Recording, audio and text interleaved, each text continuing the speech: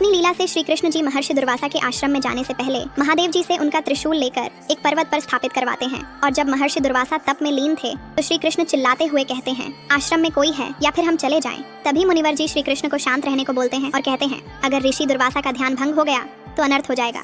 इतने में शोर को सुनकर क्रोधित ऋषि दुर्वासा कहते हैं, कौन है यह दुष्ट जो मेरी तपस्या के मध्य उच्च स्वर में बोल रहा है। क्षमा मांगते हुए ब्राह्मण जी बोलते हैं, बरसाना से कुछ युवा आए हैं, वो ही शोर मचा रहे हैं। तभी महर्षि दुर्वासा महादेव जी के त्रिशूल को देखकर कहते हैं, आने वाली गुरु पूर्णिमा तक मैं उसी पर्वत पर अपनी तपस्या करूंगा, इसलिए गुरु पूर्णिमा का उचित प्रबंध हो जाना चाहिए।